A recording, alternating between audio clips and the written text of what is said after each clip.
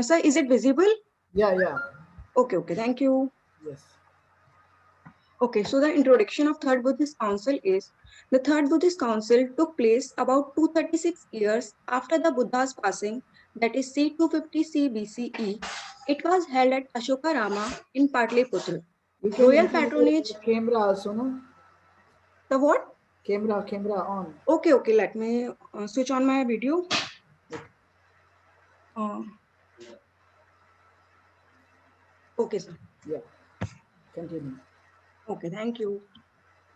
The Third Buddhist Council, I will start again. Yeah. Okay, so the Third Buddhist Council took place about 236 years after the Buddha's passing. It was held at Ashokarama in Patliputra. Royal patronage of Third Buddhist Council was Ashok. The elder Venerable Mogaliputra Tissa selected 1,000 monks to recite and reaffirm the Dhamma and the Vinaya. This took 9 months to complete. This occurred at the 17th year of the rule of King Ashok, when he was 72 years old. He closed the council with great ceremony. Okay. Let me change the slide. Okay, so the historical background behind the Third Buddhist Council is Ashok, the great Mauryan emperor, ruled from 269 to 232 BCE. As a monarch, he was ambitious and aggressive, reasserting the empire's superiority in southern and western India. But it was his conquest of Kaling that proved to be the pivotal event of his life. Although Ashok's army succeeded in overwhelming Kaling forces of royal soldiers and civilian units, an estimated 1 lakh soldiers and civilians were killed in the furious warfare, including over 10,000 of Ashok's own men. Hundreds of thousands of people were adversely affected by the destruction and fallout of war. When he personally witnessed the devastation, Ashok began feeling remorse. Although the annexation of Kaling was completed, Ashok embraced the teachings of Buddha and renounced the world and violence. Also, Ashok was crowned in the 218th year after the Buddha's Mahaparinirvan. At first, he paid only token homage to the Dhamma and Sangha and also supported members of other religious sects as his father had done before him. However, all this changed when he met the pious novice monk Nigrodha, who preached him the Apamada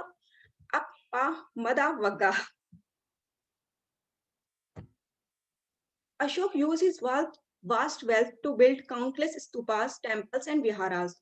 Throughout, provided generous support to the Sangha, he ruled his country based on the Dhamma.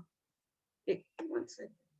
But this led to many unwholesome and greedy people joining the Sangha who held wrong views and preached heretical teachings. Teachers of other faiths with not enough support and sustenance entered the order. Some did not join the order but merely shaved off their hair, donned yellow robes, entered the monasteries, especially during the mealtime. Some practiced what they believed to be the holy fire, cult, and held heat asceticism. The number of heretics and false monks became far larger than that of the true believers. The result was that for 7 years there was no uposta or pavarna ceremony was held in any of the monasteries. The community of the faithful monks refused to observe these festivals with the heretics.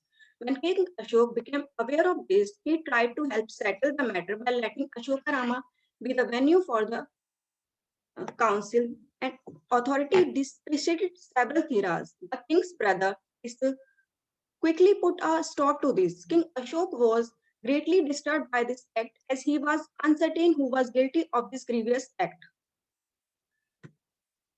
When the emperor heard about this, he sought to rectify the situation and dispatched one of his ministers to the monks with command that they perform the ceremony.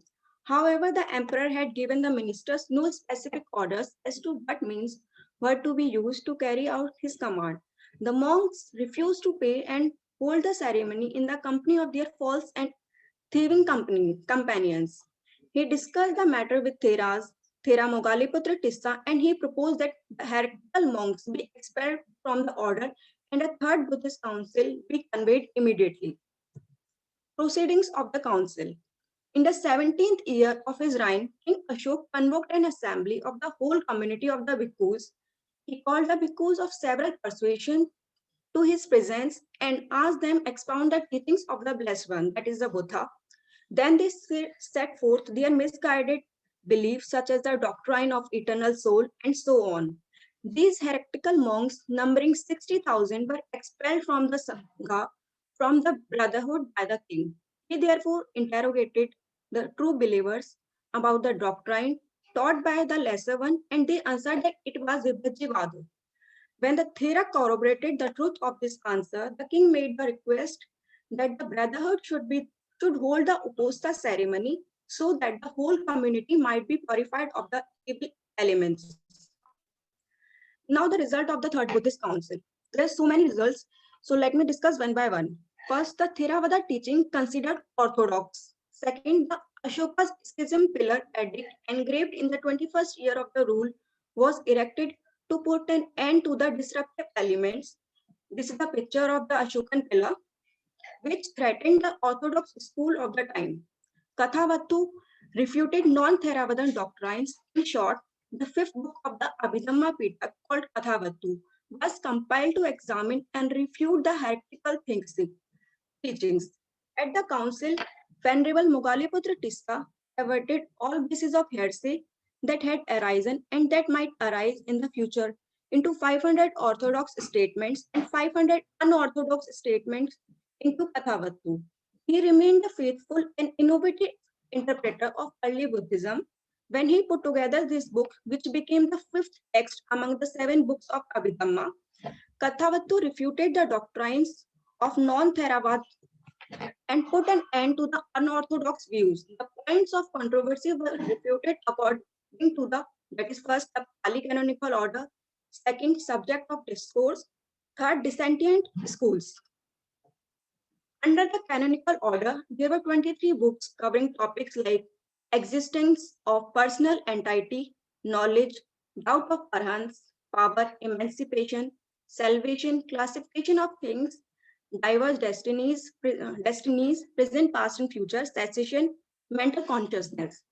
Under the subject of discourse, point of controversy were the Buddha, Aryan, worldly, devas, order, religion, individual, cosmology, unconditioned, and ethical points.